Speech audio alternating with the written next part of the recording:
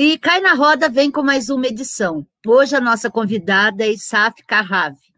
Ela é pesquisadora em comunicação digital na ECA, na USP, Universidade de São Paulo, doutora em Ciências da Comunicação também pela USP e é jornalista e estrategista digital.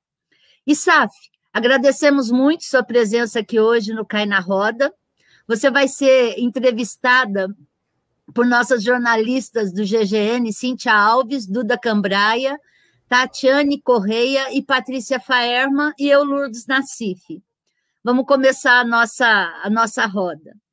Isaf, um dos movimentos mais interessantes com a vinda das mídias digitais, das redes sociais, foram os tais influenciadores. Então, às vezes, moleques, meninas, ou até mesmo a terceira idade se aventuram por essa área e acabam tendo um boom de seguidores. Quando estão no auge, por algum motivo, eles são cancelados. O que é esse movimento de cancelamento que a gente tanto vê na internet? Bem, Lourdes, antes de tudo é um prazer estar aqui no Cai na Roda e conversar com vocês e contar com uma audiência tão qualificada quanto é a audiência do Cai na Roda, então é um prazer estar aqui. Bem, acho que hoje a gente pensa em influenciadores digitais e automaticamente pensa em cancelamento, né? Para quem está nos acompanhando e não conhece essa ideia do cancelamento é o silenciamento de qualquer pessoa no ambiente digital. E a gente tem visto os influenciadores como protagonistas do cancelamento muito por conta dos vínculos que as audiências, os seus seguidores estabelecem com esses influenciadores digitais. Eu gosto de ampliar um pouco a percepção de quem são esses influenciadores. Acho que, Lourdes, você trouxe exemplos excelentes, porque, de fato, esse cenário de influência se inaugurou com pessoas muito jovens, os nativos digitais, mas a influência, ela se dá muito pela relação que as pessoas têm com alguém que elas consideram como um sujeito que merece a palavra, que tem direito à palavra. Alguém que as pessoas reconhecem como uma pessoa com crédito para dizer alguma coisa, para ocupar um lugar de distinção. E a gente faz isso nas redes sociais quando a gente decide seguir alguém, quando a gente decide acompanhar uma pessoa, e ela vai ocupando esse lugar, né, de influenciador digital. E o cancelamento, ele é quase uma resposta a esse vínculo.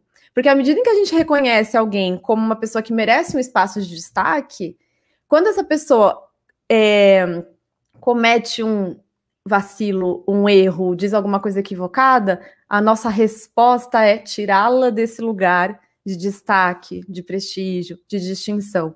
Então, o cancelamento, ele é quase uma resposta muito por conta dessa novidade do digital, né? Essa autonomia que a gente tem de colocar e tirar pessoas de espaços específicos na rede, né? Então, acho que tem um embrincamento aí, uma questão muito relacionada, muito próxima dos influenciadores com o cancelamento. Eles não são as únicas vítimas, né, do cancelamento, mas acho que tem uma questão muito por conta da relação que a gente estabelece com eles, dessa sensação de proximidade, de ter eleito alguém para estar nesse lugar. Acho que poderia passar por aí, né? A gente pode pensar em outras possibilidades também, né? Exato. Você tem uma pesquisa extensa, né? Acho que é um doutorado se eu estiver errada, nessa área de estudos de influenciadores digitais. Eu queria que você comentasse um pouquinho para a gente sobre esse estudo, porque eu vi que você analisou mais de 50 influenciadoras. Então, se pudesse comentar para a gente sobre o estudo e se pudesse também colocar uma linha do tempo assim, na trajetória da internet brasileira, quando que essas influenciadoras começaram a bombar e que impacto isso teve, por exemplo, no mercado de mídia tradicional. Porque eu lembro que um debate aberto há um tempo atrás era de como muitas empresas passaram a anunciar, né, nesses perfis de influenciadores, deixando as revistas tradicionais de lado um pouco. Assim. Então, se puder falar um pouquinho desse estudo para a gente. Claro, perfeito. Eu acho que a sua pergunta, Cíntia, casa muito com a da Lourdes, porque a primeira grande questão quando eu comecei a estudar as blogueiras de moda, isso foi em 2013, 2014, elas ainda eram blogueiras, não existia esse termo influenciador digital, se usava pouquíssimo, na verdade, no Brasil. E elas começaram como amadoras que decidiram compartilhar um assunto que elas gostavam muito. Então, dificilmente elas tinham uma formação, então não eram necessariamente jornalistas, publicitárias, relações públicas, não, eram amadoras que queriam falar sobre moda. Um tema que sempre foi muito reservado a um grupo de pessoas, era difícil consumir moda. Para consumir moda, você tinha que assinar uma televisão fechada, uma televisão paga, ou comprar uma revista de moda. Então, as primeiras blogueiras, elas tinham essa característica, amadoras, querendo compartilhar um assunto sobre o qual era muito difícil encontrar pessoas para conversar sobre. Então, a gente tem uma primeira onda das blogueiras de moda, que é essa onda baseada 100% numa motivação intrínseca de produzir algo porque gosta, porque quer falar com alguém.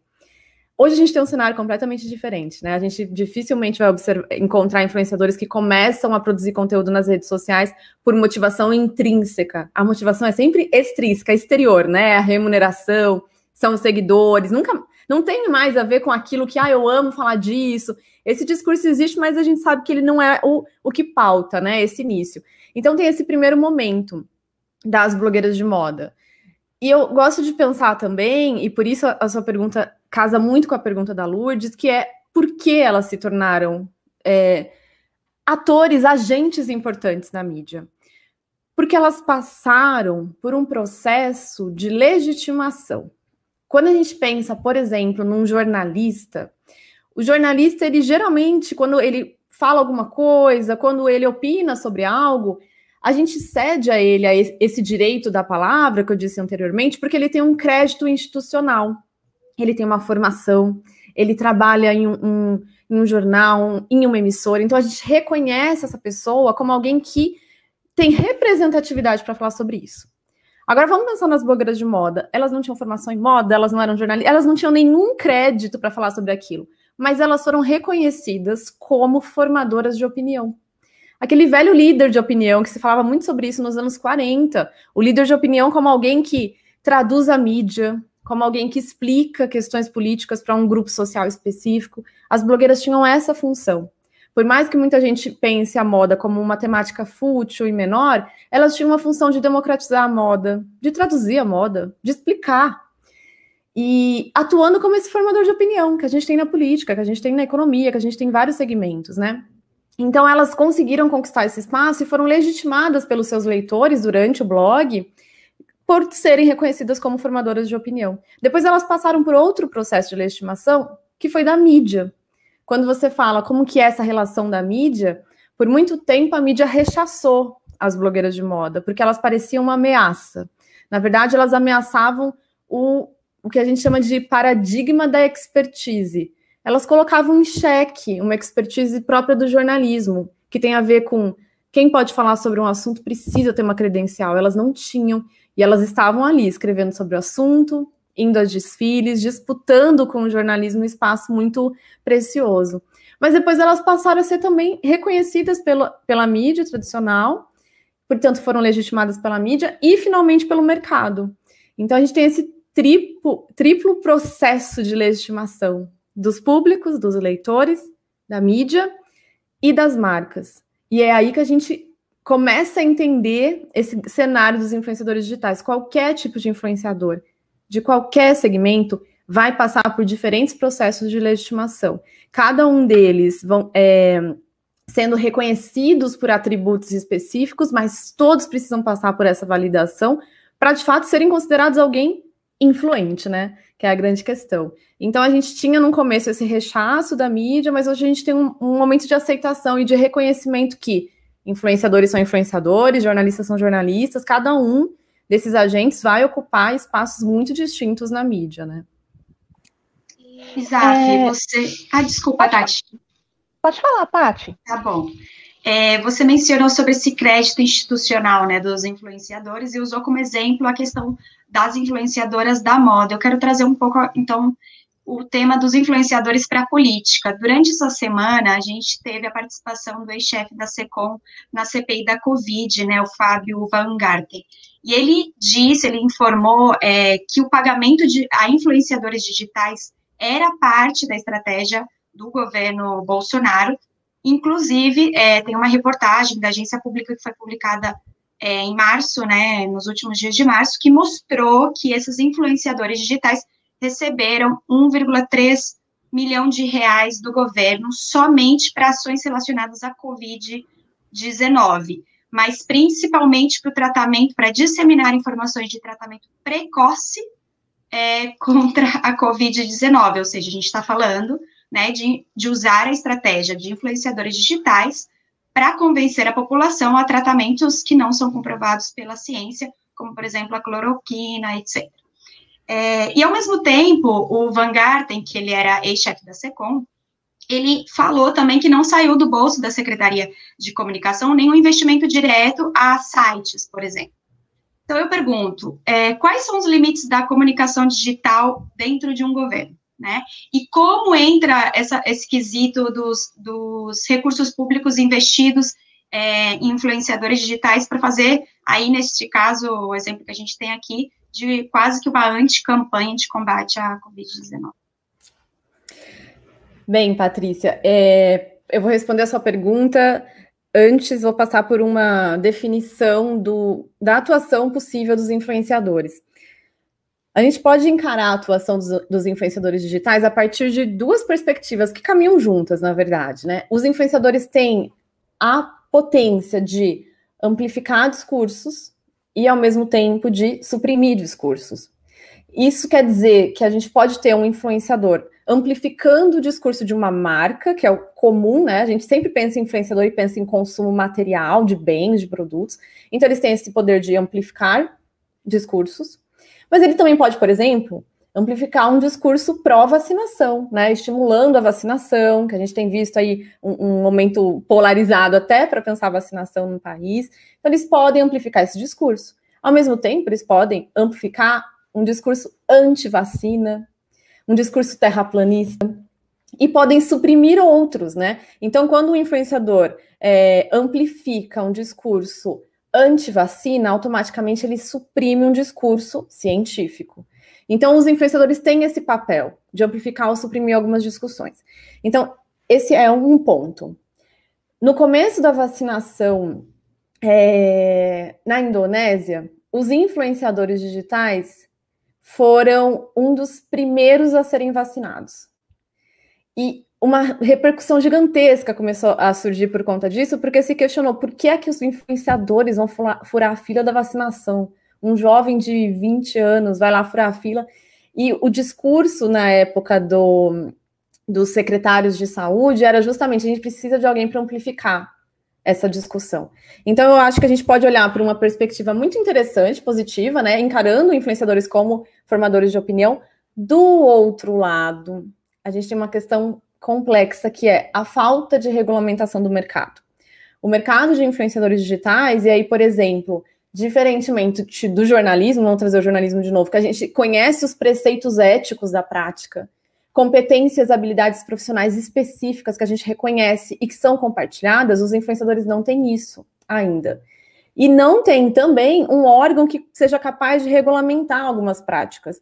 Então, a gente vai encontrar uma situação como essa, que tem repercutido muito essa semana, e que os próprios influenciadores que participaram dessa ação de tratamento precoce, na época em que eu acompanhei essa repercussão dos influenciadores e dos seus seguidores, foram questionados pelos seguidores, o que até coloca em xeque esse vínculo que se estabelece, né? Porque a pessoa acompanha esperando um tipo de posicionamento, um tipo de relação, e quando aparece uma publicidade, né? Vamos dar nome, né? Uma publicidade para o tratamento precoce, os seguidores começaram a questionar. Então, a gente tem muitas questões éticas envolvidas, mas não há nenhum tipo de proibição.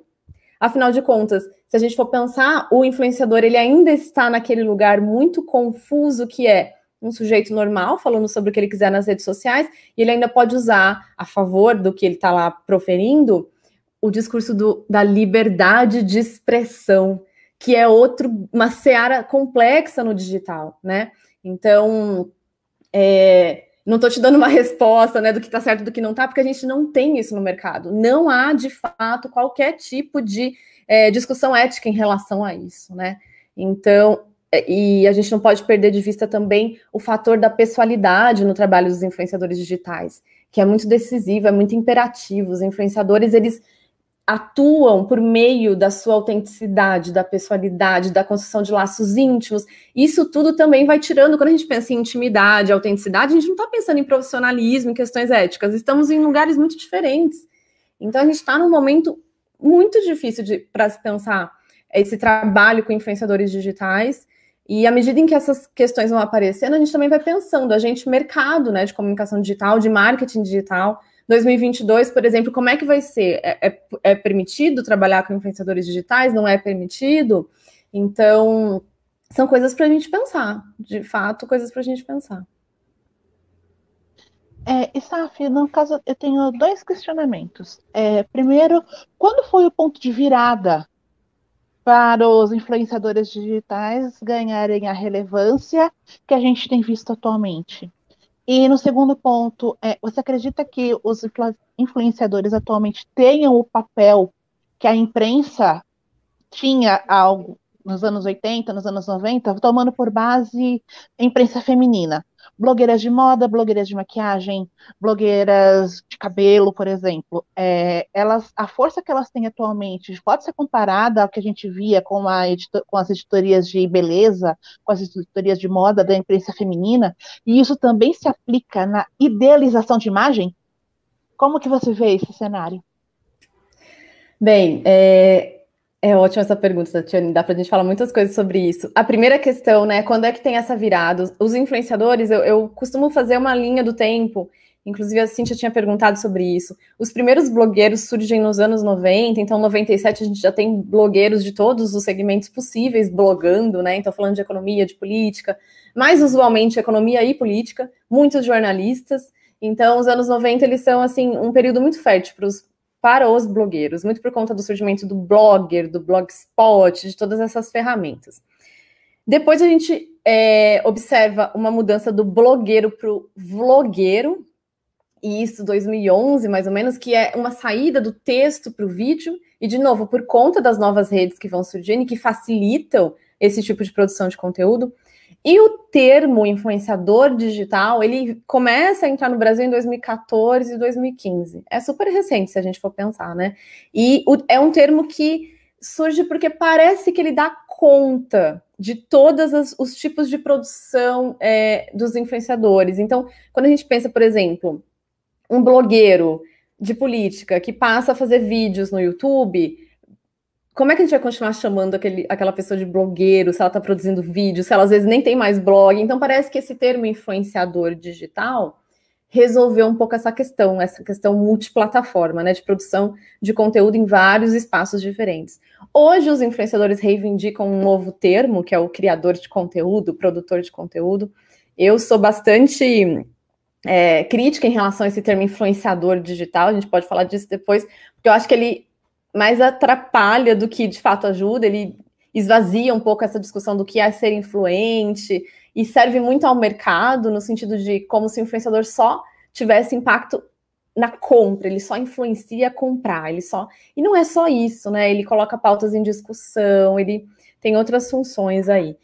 Então, acho que esse é um ponto, né? Essa virada 2014, 2015, para de fato surgir esse termo influenciador digital e os influenciadores, blogueiros, youtubers, instagramers passarem por esse processo de consolidação, de fato, né? E sobre a sua questão dos espaços, né? Será que o influenciador teria um espaço de mais... seria mais reconhecido hoje no ambiente midiático? Quando a gente pensa nos influenciadores, eles são quase um símbolo do nosso tempo. Por quê? A gente tem dois vetores do nosso tempo que são importantes para pensar em influenciadores. Um primeiro vetor tem a ver com a cultura do espetáculo e da visibilidade midiática. Do outro lado, a cultura da participação. A cultura da participação significa que nós todos, sujeitos comuns, podemos participar da mídia. Participar no sentido de, eu tenho ferramentas digitais à disposição. Então, se eu quiser ter o meu programa de televisão, eu posso abrir um canal no YouTube.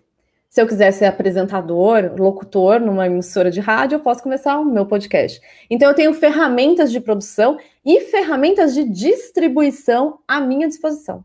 Não é preciso mais pedir licença a ninguém para falar. Então, a gente começa a observar os sujeitos como participantes ativos da mídia. A gente sai daquele lugar de passividade, entre muitas aspas, né? De ser alguém que assiste, acompanha, escuta, mas não atua, e passamos a ser agentes ativos. Então, esse é um vetor importante, a cultura da participação. Um outro vetor importante é a cultura do espetáculo e da visibilidade. Existe um imperativo no nosso tempo, que é o imperativo da visibilidade, a visibilidade midiática. É preciso tornar a sua vida visível, para que ela seja reconhecida como uma vida. É cruel, mas é isso. Muitos teóricos, os pós-modernos, vão falar sobre isso, né? Uma guinada. Então, a gente sai daquele lugar de predomínio das instituições e a gente passa a reconhecer o predomínio dos sujeitos. Então, a gente vira um pouco o jogo e os olhos se voltam para os sujeitos. E esses sujeitos são responsáveis por construir a sua própria visibilidade, espetacularizar a própria vida. E não significa, quando eu falo em espetáculo, não precisa pensar em fogos de artifício, nada muito grandioso. Espetacularizar a própria vida é torná-la uma imagem. Fazer com que as pessoas olhem para a sua vida por meio de imagens. Ou seja, a gente tem esses dois aspectos, cultura da participação e a construção da visibilidade midiática. Os influenciadores, eles conseguiram reunir esses dois pontos e tornar essa reunião uma profissão. Eles conseguiram entrar numa lógica de cultura da participação, fazer uso de todas as ferramentas disponíveis para poder fazer parte da mídia, ao mesmo tempo que conseguiram espetacularizar a própria vida, dar visibilidade ao próprio trabalho, à intimidade. A gente também tem o imperativo de não é preciso mais guardar nada para o íntimo. O nosso íntimo tem que ser exteriorizado. Se fala muito em extimidade. Os influenciadores fazem isso.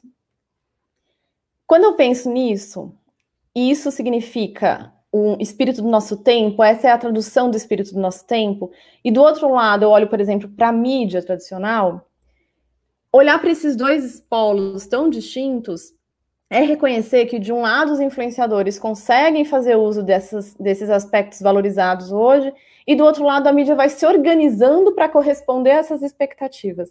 Então, é evidente que a gente vive um momento de quase que um desequilíbrio, né? Os influenciadores fazendo bom uso, e do outro lado, a mídia tentando alcançar essa lógica de produção e de atuação. Não é à toa que a gente tem visto jornalistas se apropriando de práticas dos influenciadores digitais para conseguir ter mais visibilidade, para conseguir alcançar audiências maiores, para falar com públicos diferentes.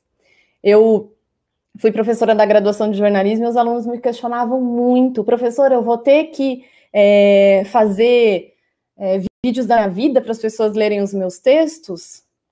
E é dolorida essa questão, né? Porque essencialmente não deveria. Mas é um imperativo do nosso tempo, um imperativo cruel, que desregula algumas profissões, que coloca em xeque, mas é um imperativo do nosso tempo. Então, eu, como jornalista, não gosto de pensar que os influenciadores ocuparam o lugar de jornalistas, não é isso, mas a gente vive um momento de muita confusão, e uma confusão, inclusive, por parte dos leitores, espectadores, audiência, enfim, que não conseguem mais reconhecer quais são os créditos, voltando nessa palavra, né, do crédito. Qual é o crédito que eu devo procurar? Eu tenho que olhar para a história, para a carreira dessa pessoa, ou eu tenho que olhar para quantos seguidores ela tem? Para como ela consegue fazer um vídeo, para como ela consegue organizar um cenário? Quais são os créditos valorados?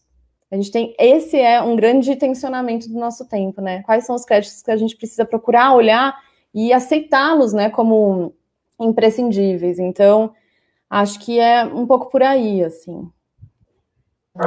E essa questão de espetacularização também a gente pode ver com relação ao próprio Big Brother. São pessoas comuns que entraram no programa de televisão que acaba tendo uma grande audiência, uma grande mídia, e acabam saindo com milhões de seguidores, como essa última vencedora do Big Brother, com 24 milhões de seguidores em 3 meses, e acaba se vendo obrigada a fazer da sua vida um espetáculo completo, tanto para manter os seguidores que ela atraiu ao longo do programa, como para atrair novos contratos financeiros. A gente pode. Esse é um exemplo claro dessa questão de espetacularização, né? É um exemplo claro. O Big Brother se organiza por conta disso, né? A ideia do reality show é justamente o reconhecimento dessa virada que eu comentei, né? A gente tira os nossos olhos, e uma coisa, o Foucault falava muito sobre isso, quando ele fala sobre, a gente viveu, por muito tempo, quando ele vai discutir o vigiar e punir, ele fala que há uma virada do olhar. Por muito tempo a gente olhou para aqueles poucos que ocupavam lugares de muito prestígio. Por exemplo, os monarcas. Então, eram os olhos de muitos virados para poucos, os monarcas. De repente, a gente vive uma virada. A gente começa a olhar para a vida íntima das vedetes do cinema. A gente não quer mais assisti-las só no cinema. A gente quer olhar para a vida íntima delas. A gente quer olhar para a vida íntima dos sujeitos comuns. Então, a gente muda um pouco o nosso olhar, né? A gente vai chamar isso de regime de visibilidade. O que é que tem que ser visto em cada tempo? No nosso tempo, o que deve ser visto nessa lógica de regime de visibilidade é quem consegue tornar a vida um espetáculo, manter esse espetáculo. O exemplo dos ex-BBBs é uma tentativa de manutenção disso, né? E isso é bem visto socialmente. Não à toa a gente escuta muito uma expressão que é todo mundo virou blogueirinha. Ou as pessoas falam, fulano tá muito blogueirinha. O que é esse blogueirinha? E esse diminutivo? É alguém que está tentando chegar no blogueira, mas ainda é inha. Ou seja, tem ainda que conquistar muita visibilidade. Ou a gente vai definindo as pessoas a partir de quanta visibilidade elas conquistaram ou não. Colocando-as num lugar de inha ou, né, completa, plena. Então, é muito cruel pensar nisso, mas é de fato o que a gente tem, né? Enfim, esse espírito do tempo. E, Saf, a gente tem alguns exemplos aí na mídia de jornalistas que abandonaram a bancada para ir para o Instagram. Por exemplo, o Doni mesmo, né, pediu demissão da Globo depois de vazar que ele ganhou mais de 7 milhões produzindo conteúdo para o Bradesco. E quando que termina o jornalismo e começa a blogueiragem? Dá para ser os dois? Dá para sentar numa bancada, apresentar um jornal e ir para o Instagram fazer uma publi? Dá para misturar essas duas partes ou o fato de existir um código de ética no jornalismo não permite isso? Como que funciona essa diferença e para aqueles jornalistas que querem também ser influenciadores digitais, até onde eles podem ir?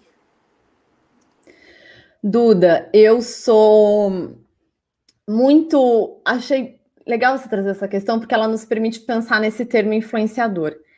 Eu sou muito defensora, talvez seja a melhor palavra, panfletária, de que o jornalista é o jornalista, o influenciador digital é o influenciador digital.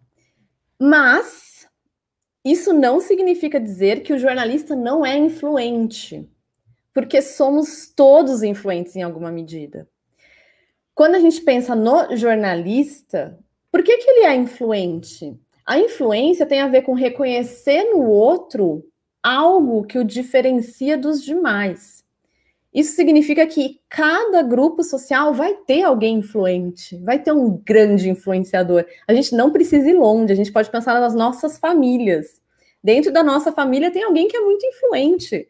Pode ser influente porque é o mais velho da família, tem mais história para contar. Pode ser influente porque é a pessoa que mais lê e fala sobre isso e a família gosta, aprecia a leitura. Ou não, é uma família que todo mundo gosta de música e a pessoa mais influente é a que toca melhor ou que dança melhor. Cada grupo social tem um influenciador, né? Tem alguém que é influente. E, de novo, somos todos influentes em alguma medida, em qualquer grupo social. Os influenciadores levaram essa influência para o digital. Ou construíram essa influência no digital. Se a gente pensar nos TikTokers, por exemplo, qual que é a influência dos TikTokers? Dominarem uma plataforma, dominarem os usos de uma plataforma, saberem fazer aqueles vídeos velozes, com transições, engraçados. Isso é um tipo de influência. Se a gente pensa numa blogueira de moda, de novo, vou pensar na questão da futilidade. Pode ser fútil para algumas pessoas reconhecerem como fútil, mas para outras, num grupo social específico, o que elas fazem, as colocam num lugar de diferenciação. Então, todos somos influentes. E o jornalista, a influência tem muito a ver com a própria profissão, tem muito a ver com essa possibilidade de falar sobre algo, de elaborar questões. Um dos aspectos da influência é conseguir colocar em circulação pautas importantes para a nossa sociedade. O jornalista faz isso diariamente, coloca em circulação pautas essenciais, até para a manutenção da democracia. Então, a influência faz parte da atividade do jornalista. Esse é um ponto. Agora, o outro ponto é, influenciadores digitais têm habilidades e competências profissionais específicas, próprias dos influenciadores digitais. E uma das questões definidoras dessa atuação profissional é a relação com marcas.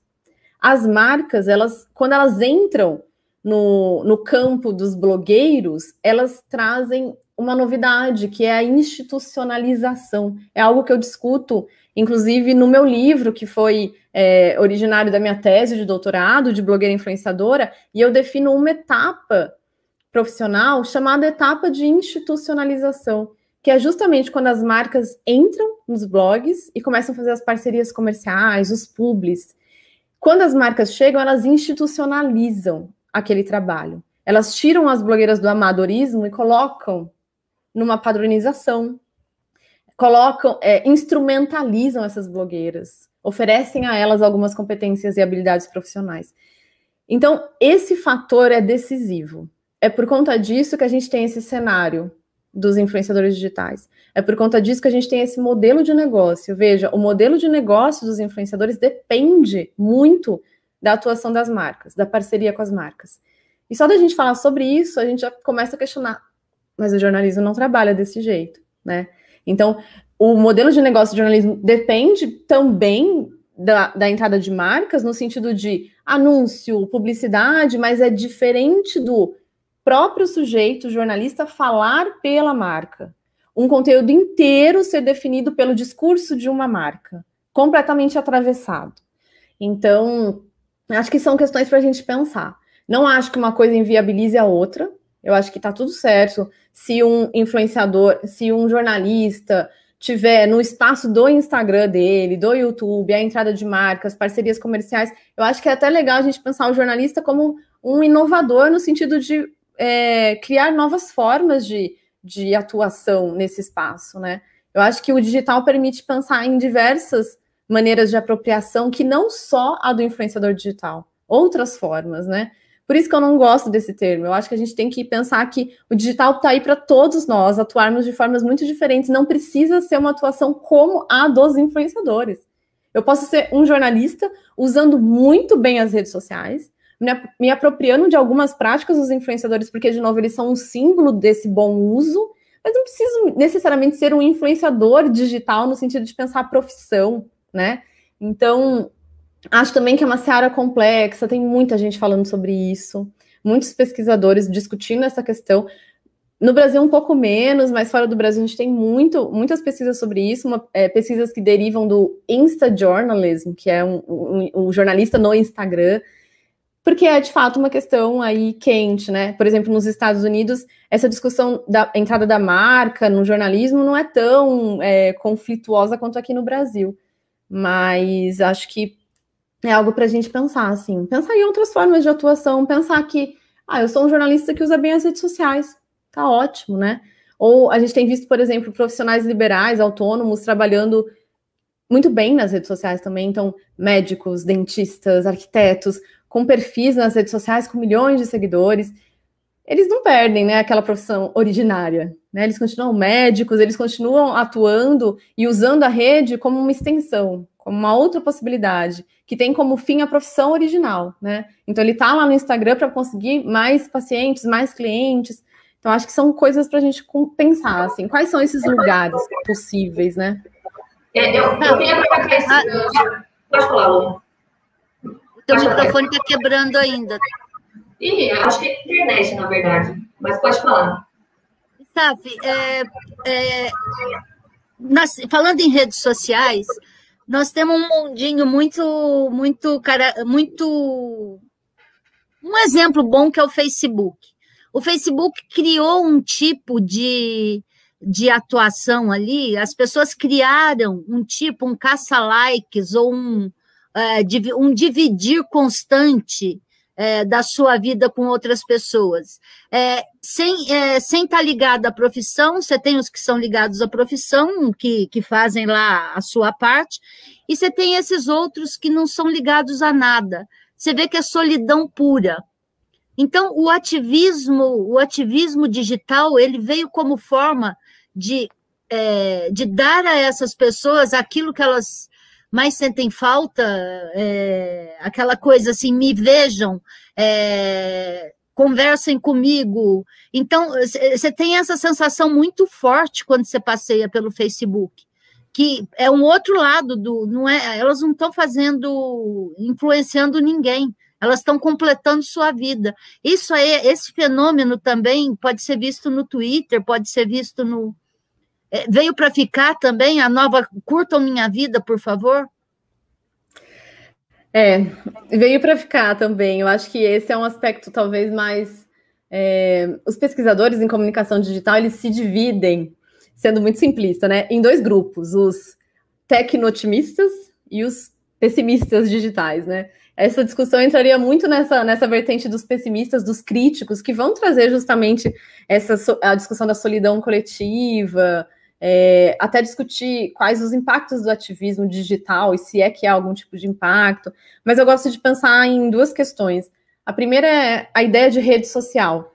Quando a gente pensa em redes sociais, a gente está, na verdade, considerando que as redes que nos organizam, elas são redes de pessoas, de sujeitos, por isso redes sociais.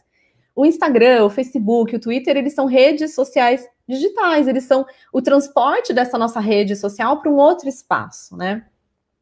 Uma outra coisa que se discutia logo no surgimento da internet, e muito por conta da antropologia digital, era o conceito de construção de comunidades na internet. Quando a gente pensa na nossa vida analógica, offline, entre aspas, a gente vai considerar que a construção de comunidades, de redes, depende da nossa localidade. Então, a minha comunidade vai ser uma comunidade que está próxima a mim, né? Então, a minha família, os meus colegas de trabalho, as pessoas, os meus vizinhos, uma ideia de comunidade baseada em localidade. O digital rompe com isso. O digital nos permite construir comunidades de interesse. Eu não preciso estar perto. Eu preciso só me interessar pelas mesmas coisas. Então, acho que esse é um ponto interessante. A gente vai se organizando no Facebook, no Twitter, a partir de interesses comuns, construindo essas comunidades de interesse, justamente, porque eu não preciso mais me ater à minha localidade. Então, em certa medida, isso amplia as possibilidades de relacionamento, de sociabilidade. Ao mesmo tempo, pode trazer, em alguma medida, essa sensação de desconexão com as relações que a gente vai nutrindo em outras esferas da vida, né?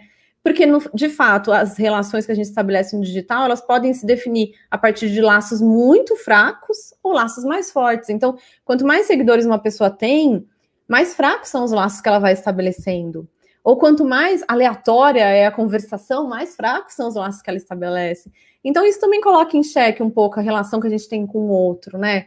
Pode ser que eu tenha 1 milhão de seguidores, mas eu me relacione a partir de laços fracos com todos eles, né? Distantes, com pouca profundidade, com pouca intimidade. Então, como é que isso impacta na minha forma de me relacionar, nas construções que eu tenho com o outro? Acho que isso é interessante de pensar, né? Agora, a discussão do ativismo, de novo, também tem essas 2 perspectivas de análise. De um lado, o ativismo digital, ele permite uma descentralização, então eu não preciso mais me organizar por uma localidade, ir até uma instituição, organização, me filiar e começar a pensar em pautas coletivas. Eu posso descentralizar essa pauta, eu posso torná-la mais democrática, chegar em mais pessoas e me organizar em função disso.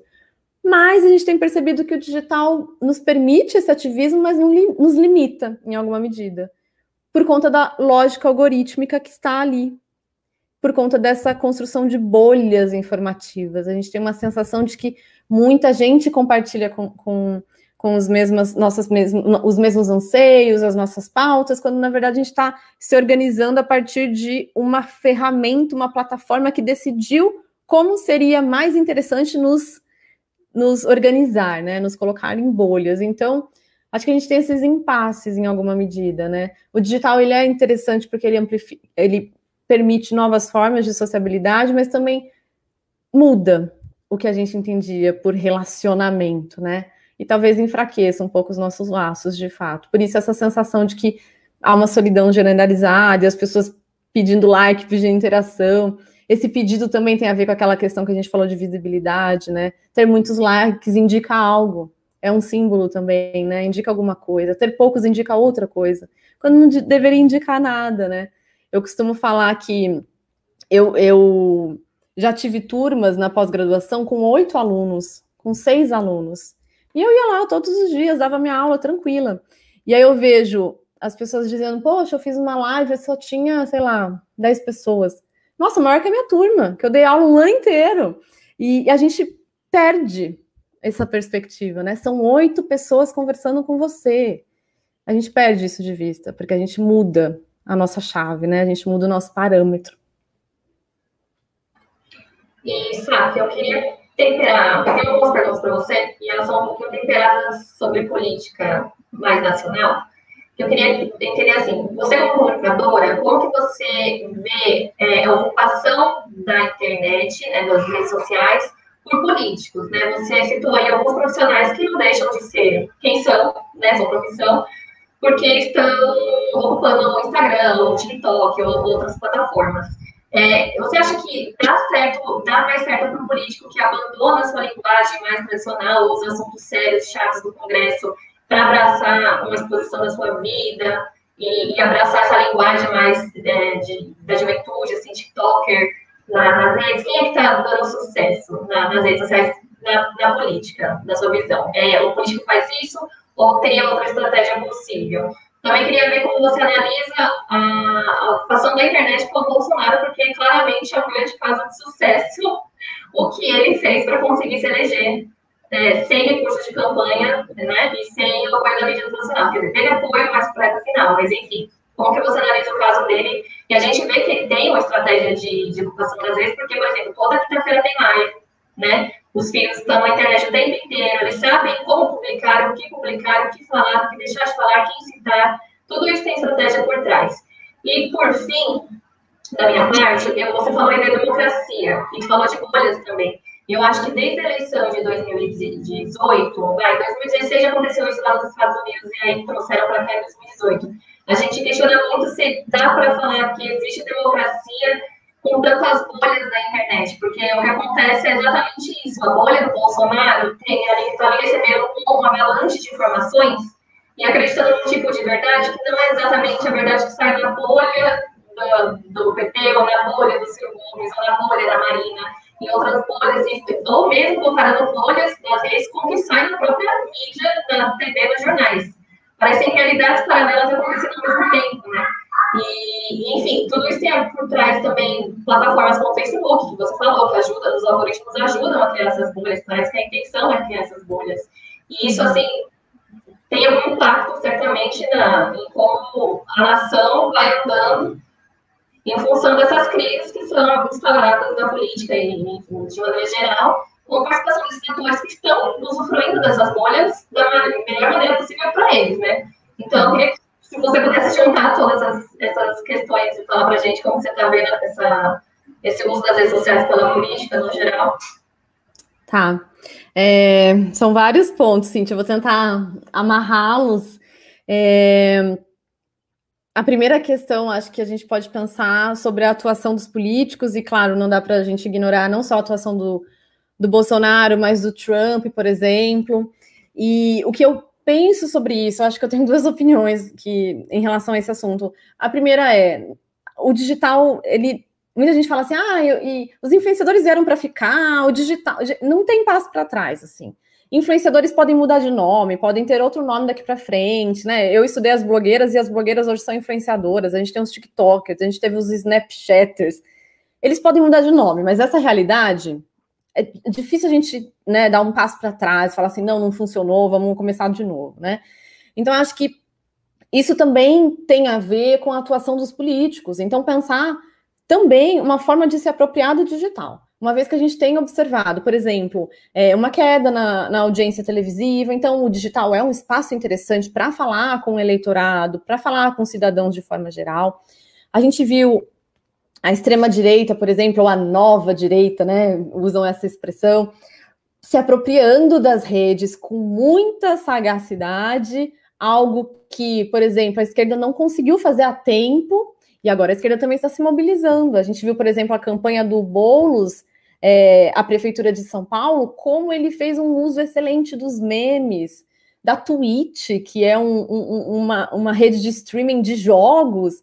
Então, acho que é legal a gente pensar como a rede pode nos servir para os nossos propósitos, para os nossos objetivos.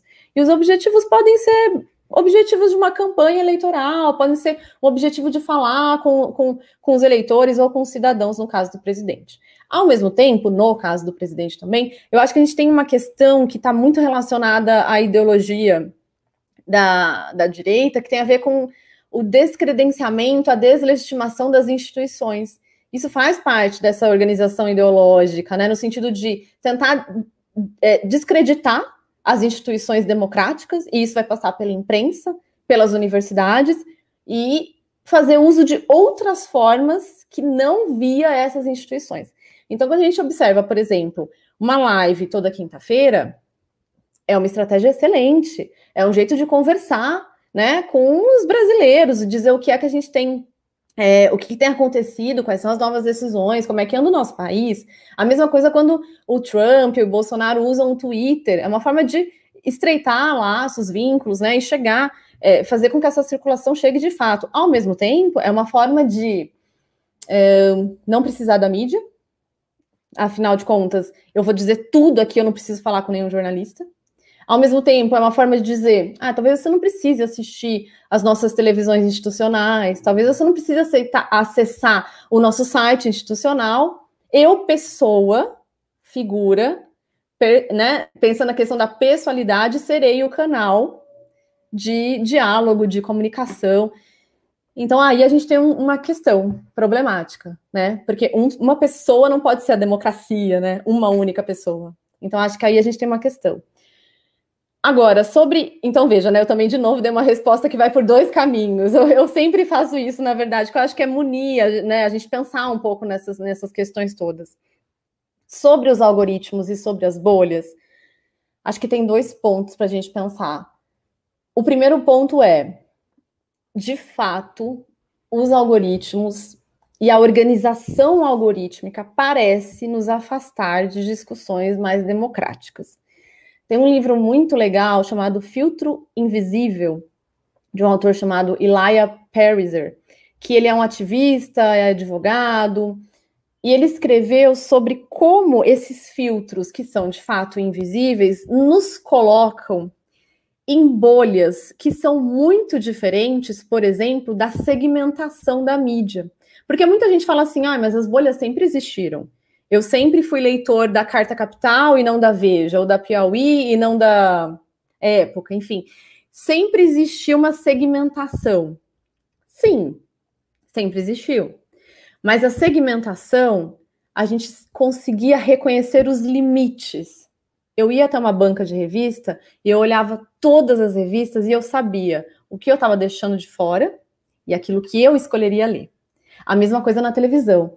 Se eu vou zapeando todos os canais, eu sei qual eu deixo de assistir e qual eu escolhi assistir. As bolhas algorítmicas, elas funcionam da seguinte forma. À medida em que a gente vai navegando no Facebook, no Instagram, o algoritmo vai entendendo as nossas predileções. Aquilo que a gente gosta, aquilo que a gente não gosta. E não é só o que a gente curte ou deixa de curtir. É aquela foto que a gente passou e ficou mais um tempinho olhando, vendo o que era. O algoritmo vai captando informações sobre nós, os nossos dados, e construindo uma bolha que é ultra segmentada.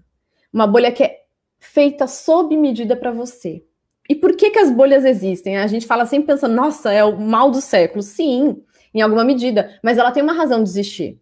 Ela existe porque a gente vive uma avalanche informativa, há muito conteúdo sendo produzido, ninguém daria conta de consumir tudo isso. Se você acompanha 500 pessoas no Instagram, é impossível você olhar tudo que elas publicaram num dia. Se cada uma publica 2 fotos, você passou o dia inteiro olhando as fotos das pessoas e lendo os textos delas no Facebook. Então a gente precisa de um algoritmo, de uma mediação maquínica para filtrar a informação para a gente. Mas qual que é o parâmetro desse algoritmo? Como que ele filtra? Ele filtra a partir daquilo que é mais agradável para cada um de nós. E por que ele filtra a partir do que é mais agradável? Porque as redes sociais funcionam a partir do nosso tempo. Quanto mais tempo a gente fica ali, mais as redes conseguem nos impactar com publicidade, com anúncio. E é assim que elas ganham dinheiro. E a gente vai ficar mais tempo num lugar que a gente gosta, num lugar que é confortável, num lugar com as nossas coisas, barrar essa avalanche informativa e uma função mercadológica, que é financiar as redes. As redes são de graça para a gente, mas é preciso ter um anúncio, alguma coisa ali para fazer essa rede funcionar. Então, eu estou dizendo tudo isso para falar como é que as bolhas se organizam. E quando eu falei de segmentação, que na segmentação da mídia a gente sabe o que está dentro e o que está fora, na bolha eu não conheço os limites. Eu não sei o que está dentro da minha bolha e o que está fora. E não tem a ver com dizer, por exemplo, a Isaf é feminista, então na bolha dela só tem feminismo. Sim, pode ser, mas não vai ser a mesma bolha da Cíntia, que também é uma mulher feminista, mas as nossas bolhas são completamente diferentes. E eu não conheço o limite da minha, assim como Cíntia não conhece o limite da dela, a gente não conhece os contornos, o que está dentro e o que está fora. É por isso que quando a gente chega num site de notícias e lê os comentários, a gente leva um susto, a gente pensa, como essas pessoas pensam desse jeito? É como se elas não existissem. Mas elas existem, elas só não ocupam as nossas bolhas. E tudo isso que eu estou dizendo, acho que fica evidente o caráter do consumo e não o caráter democrático. Porque democracia tem a ver com se expor ao diferente. Democracia tem a ver com pensar no outro e nas nossas diferenças. E como as nossas diferenças, como é que a gente pode organizar essas diferenças para pensar em pautas coletivas? Democracia é esse confronto, em certa medida, né? É esse tensionamento. Então, é por isso que a gente tem visto a nossa democracia, não sei, em xeque é muito decisivo, né? Mas a gente tem visto esse momento delicado, complexo, tenso mesmo, né? Então, acho que isso é um fator primordial. Não dá para pensar a democracia sem esses encontros com o outro. E, além disso, a gente tem um fator de proliferação de pós-verdade nas redes sociais. A pós-verdade toda vez que eu falo de pós-verdade, eu fico pensando como é um absurdo. Pós-verdade é colocar a verdade em xeque, a crença no fato em xeque, por conta de crenças pessoais. Então, a opinião, a vivência, isso é verdade. A verdade, de fato, aquilo que é comprovado cientificamente, aquilo que a mídia nos mostra a partir de fatos, isso não é tão verdade. A verdade é a minha vivência. A verdade é aquilo no que eu acredito. A verdade é que eu tomei cloroquina e não morri. Isso é a verdade. Quando a gente fala sobre isso, a gente está falando da pós-verdade. Essa ideia de uma pseudo-verdade. Uma verdade alternativa. Uma versão alternativa dos fatos. E vejam, essa ideia de pós-verdade, o terreno mais fértil para pensar pós-verdade é o terreno do ambiente digital, são as bolhas. Porque nessa bolha, a verdade ela é mais interessante se ela nos agradar, se ela ecoar, se todo mundo concordar com isso. Não importa que ela é a verdade, mas ela é a nossa pseudo-verdade, né? Então, cada bolha vai se organizando nesse sentido. Acho que tem muitos encontros tensos quando a gente pensa no digital, né? E encontros positivos, então, no sentido de às vezes, partidos políticos que têm pouco tempo de televisão conseguir falar com um monte de gente, mas aí um recorte, porque às vezes consegue só falar com aquela bolha, não consegue chegar tão longe assim quanto se imaginava. Do outro lado, a gente tem essa disseminação de verdades alternativas. É absurdo falar sobre isso, tá, gente? Pensar que existe... cada um tem a sua verdade. É um absurdo denunciar isso, falar sobre isso em voz alta, mas há discussões interessantíssimas sobre pós-verdade. Acho que vale a pena olhar depois. A professora Lúcia Santaella, da PUC, por exemplo, fala muito sobre pós-verdade, que é justamente a verdade institucionalizada, científica, de fato. Será que ela importa tanto quanto a minha? Que é pessoal, que é personalizada? E quando a gente pensa no digital, o digital é pessoal, é extremamente personalizado. O digital, ele só existe porque cada um de nós está na rede. Então, é a primazia do sujeito, né? É o sujeito como absoluto, é a atomização das vidas, né? É cada sujeito como um grande universo ali.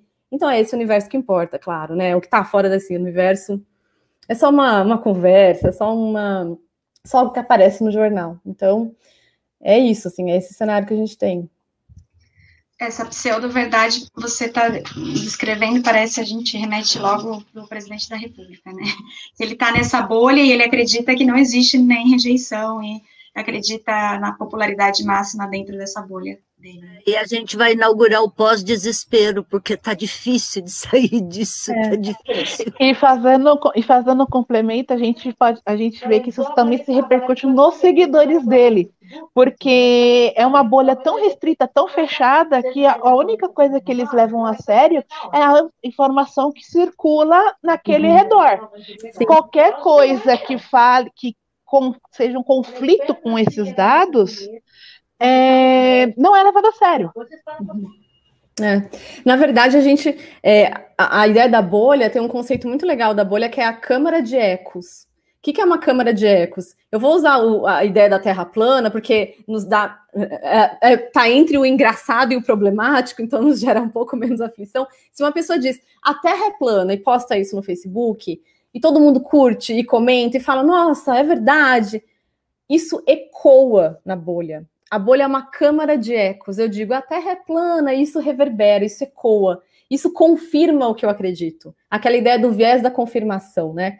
E nós todos, sujeitos, a gente vai sempre evitar o conflito, né? A gente se organiza por homofilia, por aquilo que parece com a gente. Aquilo que é como a gente se organiza na nossa vida, né? A gente procura pessoas que gostam do que a gente gosta. Eu procuro pessoas que gostam de ler, por exemplo. Então a gente se organiza dessa forma. As bolhas reforçam isso. Elas ecoam nossas ideias. Quando eu digo, eu gosto disso, e todo mundo na minha bolha incrivelmente também gosta, tá tudo bem, tá confortável. Eu vou votar em tal pessoa no domingo na eleição, e de repente todo mundo na minha bolha também vai, e no domingo eu descubro que outro candidato ganha, é um susto, porque é confortável, é um lugar em que ecoam as nossas ideias, né? Então... Enfim, é problemático. E assim, o pós-desespero realmente acho que é nossa próxima etapa, infelizmente, né? Acho que tem formas a gente pensar em reapropriar a internet, fazer um uso mais interessante da internet, mas isso só é possível quando a gente entende como a internet funciona. Entender como ela funciona, entender a lógica algorítmica para poder subverter essa lógica, né? Trabalhar com a rede a nosso favor. Talvez seja uma possibilidade. Acho que mais desesperador disso, né? Desesperador. Estamos um pouco desesperador. Eu só ia falar que mais desesperador que isso é um episódio de uma criança da minha família, de 8 anos de idade, que ele ficou desesperado quando o celular dele travou, não ligava, não conseguia recuperar o celular, e ele começou a chorar, e a gente perguntou, por que você está chorando tanto? Ele falou que ele ia perder os 1.143 seguidores dele do TikTok, e ele não entendia que, na verdade, não estava relacionado com o aparelho físico, né? Mas porque ele tem 8 anos de idade, né? Mas acho que é mais desesperador, porque também essa geração que vem aí também é desesperador. É desesperador pensar que uma criança de 8 anos de idade, tem 1.000 amigos, né? E não dá pra fazer, né? Com os seguidores do TikTok dele. Exatamente. A festinha na escola com 5 amigos e um bolinho não dá certo, tem que ser 1.000 amigos e um bolo gigantesco, né? São também marcas, né, de uma nova geração, questões com as quais essa geração vai precisar lidar, de fato, também, né? Por isso eu acho que eu sou muito panfletária da educação midiática, educação para a mídia, que é justamente compreender como é que a gente pode atuar na mídia, então fazer coisas, mas também como é que a gente pode ler a mídia criticamente. E quando eu falo mídia, eu não estou falando a mídia televisiva, impressa, estou falando mídias digitais, esse ambiente digital. Não quer dizer, uma pessoa que é nativo digital, que nasceu com a internet, não quer dizer que ela é mais crítica a tudo aqui, ela é submetida nas redes. Ela também está à mercê do algoritmo, ela também está à mercê dessa lógica da visibilidade. Então a gente precisa mesmo falar sobre essas questões. Acho que eu vou virar blogueirinha da terceira idade, viu? Porque é um novo mercado se abrindo, assim, eu tô ficando horrorizada que eu tô ficando de fora. Lourdes, mas o digital é democrático nesse sentido, né? Todos podemos produzir, todos podemos, né, abrir nossa arroba. Eu vou reeditar o Tapa na Pantera. Muito bom. Ai, ai. Meninas, alguém quer fazer alguma pergunta? A gente deixa o programa esticar mais um pouquinho, mas nós já demos o nosso tempo aqui regulamentar. Estão todas tranquilas?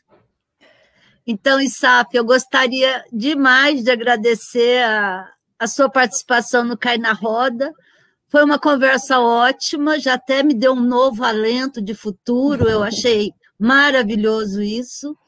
E convidar você para que use o nosso espaço para artigos, colocar os seus projetos, porque o GGN é uma plataforma para reverberar isso, fazer uma nova bolha, furar a bolha.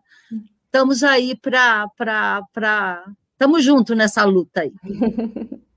Bem, eu quero muito agradecer, agradeço, Lourdes, pelo convite, Cíntia, Duda, Patrícia, Tatiane, pelas questões excelentes. Eu sempre digo assim, que a conversa vai onde os jornalistas, os condutores nos permitem ir, né? E eu acho que a gente conseguiu falar sobre temas muito legais por conta da condução brilhante de vocês. Obrigada, é um prazer estar aqui. E para quem está nos assistindo, um prazer conversar também com todo mundo. As minhas pesquisas, elas estão todas disponíveis na rede, basta buscar pelo meu nome, Saf Caral, e está em todos os portais acadêmicos, com artigos abertos, sendo possível de serem lidas. E o meu livro mais recente de blogueira influenciadora, eu falo justamente sobre esse universo. É mais específico, mas também acho que pode gerar aí ideias para a gente pensar na nossa realidade digital. É isso, muito obrigada.